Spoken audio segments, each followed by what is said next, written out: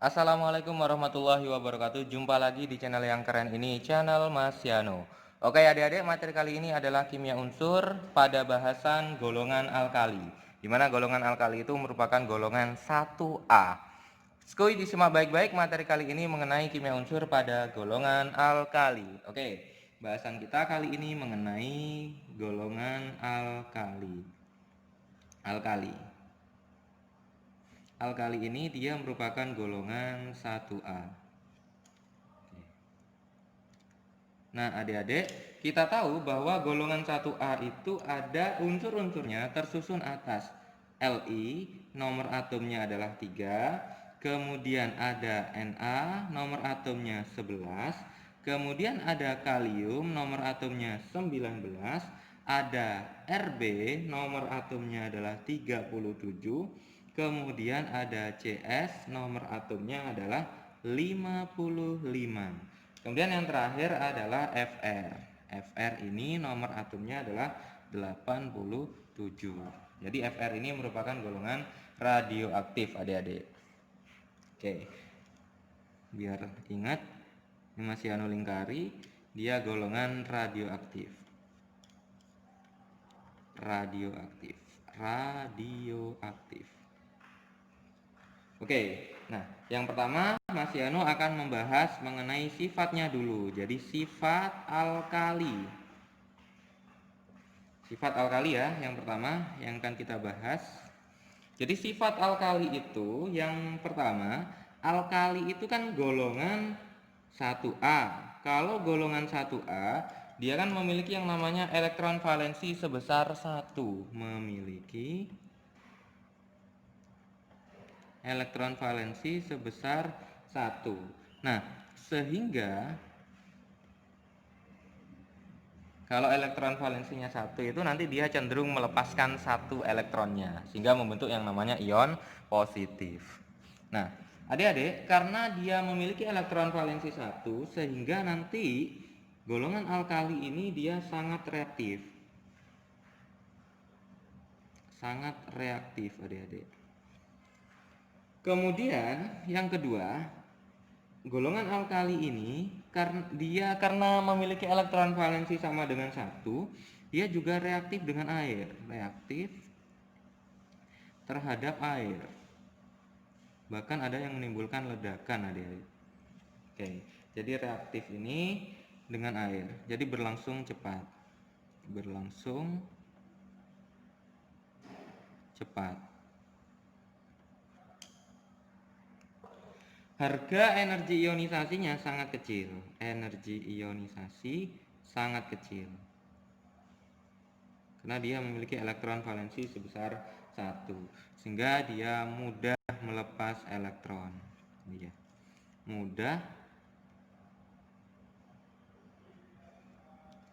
Mudah melepas elektron. Oke. Nah, kemudian sifat reduktornya sangat kuat. Reduktornya sangat kuat. Sangat kuat. Kemudian dia memiliki yang namanya titik didih dan titik leleh yang rendah. Titik didih dan leleh rendah dibandingkan logam lain ya. Oke, dibandingkan logam lain. Nah, biasanya golongan 1A ini selalu membentuk ikatan ion, selalu membentuk ikatan ion. Nah, kemudian yang terakhir, sifat yang terakhir karena memiliki elektron valensi sama dengan 1, semua senyawanya larut dalam air. Oke, itu sifat yang pertama adik-adik, karena dipengaruhi oleh elektron valensi sama dengan 1. Nah, sekarang yang kedua, jari-jari atom itu ke bawah semakin besar ya. Jari-jari atom semakin besar ke bawah. Nah, sehingga karena jari-jari atomnya itu semakin besar ke bawah, sehingga semakin ke bawah itu makin reaktif. Ke bawah, dalam satu golongan ini ya, ke bawah makin reaktif. Jadi kan kalau menggambarkan ada Li, Na, K, Rb, Cs, Fr ke bawah itu adik-adik dalam satu golongan. Nah, semakin ke bawah jari-jari atomnya semakin besar, maka ke bawah makin reaktif. Kenapa? Makin mudah melepas elektron. Alasannya adalah makin mudah melepas elektron, makin mudah melepas elektron. Oke. Nah, kemudian yang kedua, hubungannya adik-adik. Karena jari-jari atom ke bawah semakin besar, maka sifat basanya besar. Semakin ke bawah, semakin besar. Kemudian titik didih dan titik lelehnya kecil. Titik didih dan titik lelehnya kecil. Semakin ke bawah. Kemudian energi ionisasinya juga kecil. Semakin ke bawah semakin kecil adik-adik. Oke, ini merupakan sifat alkali. Nah, yang kedua yang akan kita bahas pada golongan alkali ini adalah warna nyala.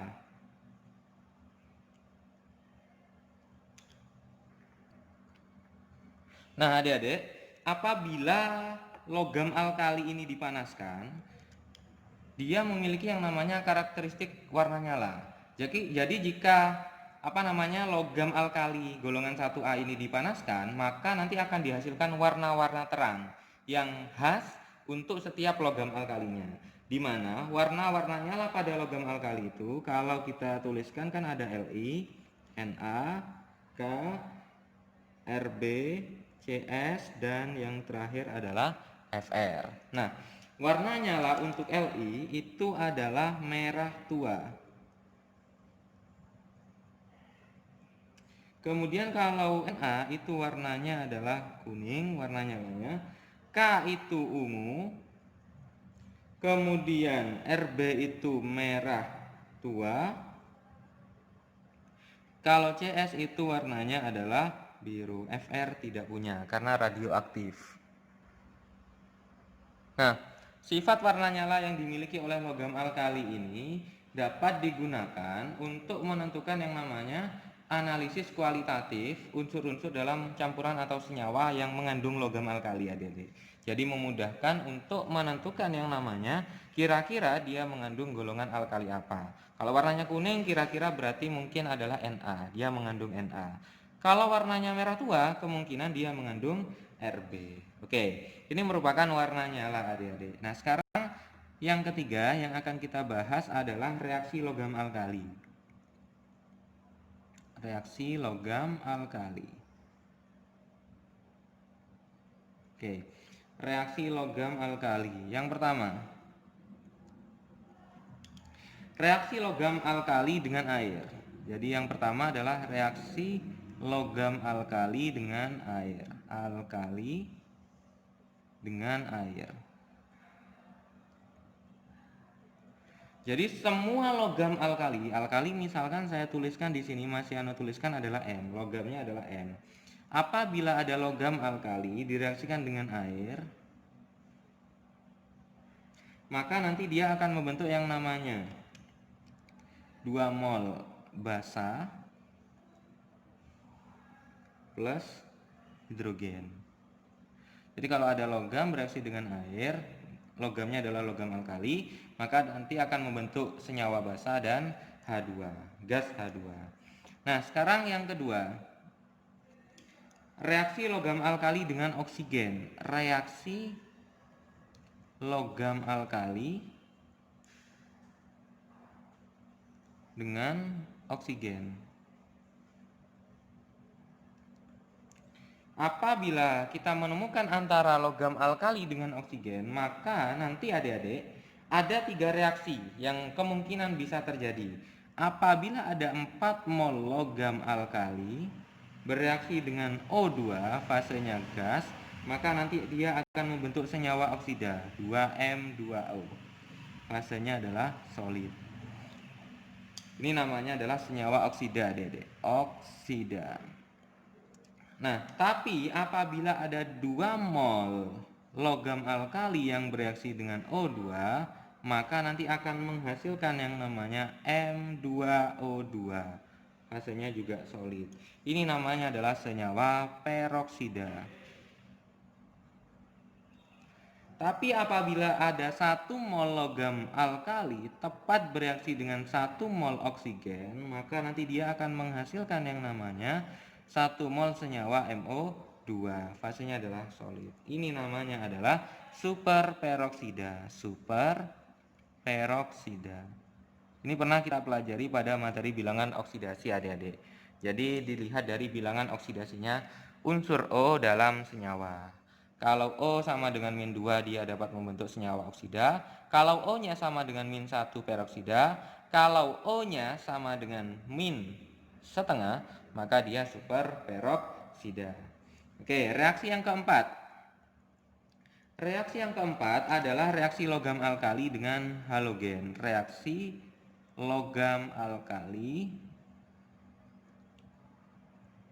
dengan halogen. Apabila ada reaksi antara logam alkali dengan halogen, misalkan alkalinya adalah M, fasenya solid, bereaksi dengan halogen. Halogen itu H2 misalkan, X2 contohnya. Kok H2? H2 itu hidrogen ya. Halogen itu X2 misalkan, entah itu F2, Cl2, Br2 atau I2. Maka nanti dia akan menghasilkan senyawa 2 mol MX. Fasenya adalah solid. Oke. Lanjut, yang terakhir. Yang terakhir ini adalah reaksi logam alkali dengan hidrogen.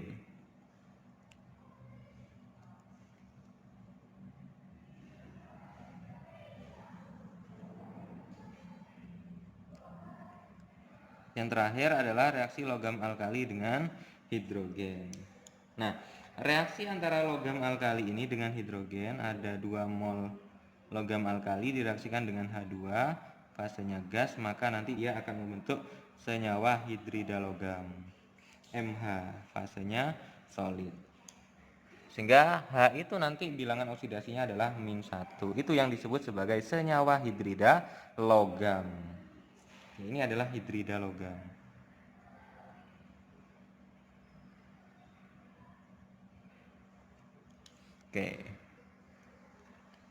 Oke, selanjutnya adik-adik ada proses ekstraksi.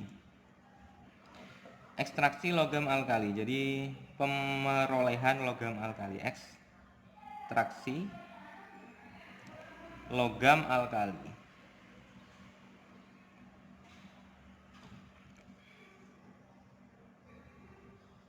Oke, yang pertama litium. Yang A itu adalah ekstraksi litium. Litium ini diperoleh menggunakan metode elektrolisis. Metode elektrolisis. Di mana nanti reaksinya untuk pemerolehan litium ini, katoda dan anoda. Kita tahu bahwa elektrolisis itu ada reaksi yang berlangsung di katoda dan anoda. Contohnya adalah lelehan LiCl2, di mana lelehan LiCl2 itu pada katoda nanti Li plus akan mengalami reduksi membentuk yang namanya Li. Sedangkan pada anoda nanti Cl- akan membentuk yang namanya setengah mol Cl2 dengan melepaskan 1 elektron. Sehingga nanti apabila ini dijumlahkan reaksinya, maka nanti Li plus yang bereaksi dengan Cl- ini akan menghasilkan Li plus setengah Cl2, menghasilkan Li. Oke, yang kedua sekarang, pemerolehan litium kemudian natrium, Na. Natrium ini juga diperoleh menggunakan metode elektrolisis. Elektrolisis. Hampir sama reaksinya adik-adik, reaksi pada katoda dan anodanya. Reaksi pada katoda nanti melibatkan Na+ dengan menangkap elektron sehingga nanti menghasilkan Na. Sedangkan pada anodanya nanti Cl- nanti akan menghasilkan setengah Cl2, setengah mol Cl2 dan melepaskan 1 elektron. Sehingga nanti reaksinya apabila dijumlahkan Na+ plus Cl- membentuk Na plus setengah Cl2. Yang ketiga sekarang, yang ketiga adalah kalium, ekstraksi kalium. Kalau kalium ini nanti diperoleh dengan metode reduksi.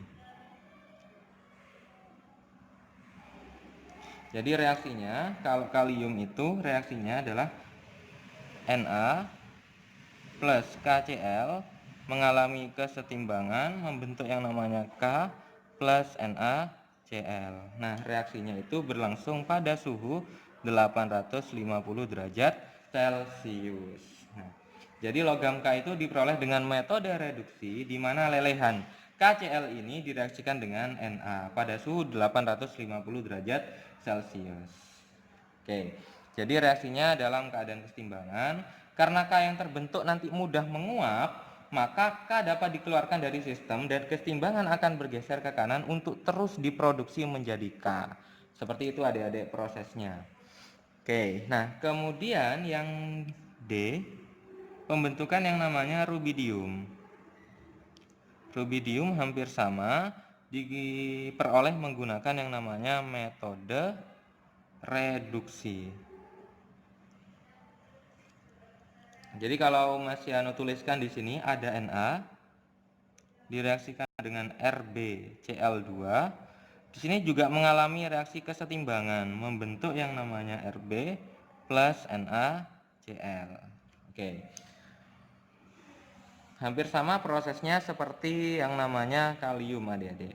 Kemudian yang terakhir, pemerolehan yang namanya cesium atau CS, cesium. Cesium ini diperoleh juga menggunakan metode reduksi. Reaksinya sama dengan yang di atas. Jadi kalau ada natrium direaksikan dengan CsCl, ini CsCl ya, bukan CsCl2, menghasilkan yang namanya Cs plus NaCl. Oke. Jadi reaksinya tetap dalam keadaan kesetimbangan. Karena Cs ini dia mudah menguap, maka Cs dapat diproduksi terus dengan cara yang sama seperti kalium. Oke. Nah, sekarang adik-adik, Mas Yano akan menjelaskan yang terakhir. Bahasan kita yang terakhir adalah kegunaan logam alkali. Kegunaan logam alkali. Oke, yang terakhir ini yang akan kita bahas adalah kegunaan logam alkali. Ada litium yang pertama. Kegunaan litium ini biasanya digunakan dalam baterai. Baterai apa? Kalkulator contohnya. Jam dan lain sebagainya. Oke, kemudian yang kedua, natrium. Natrium ini biasanya digunakan sebagai lampu jalan. Kemudian digunakan untuk pendingin reaktor nuklir. Pendingin reaktor nuklir. Oke. Kemudian ada kalium. Oh ya, natrium ini juga biasanya digunakan sebagai bahan dasar sabun adik-adik. Kemudian kertas juga. Kertas dan lain-lain ya. Ada banyak sekali aplikasi logam alkali. Terutama pada logam natrium. Sekarang kalium. Kalau kalium itu biasanya digunakan sebagai bahan peledak.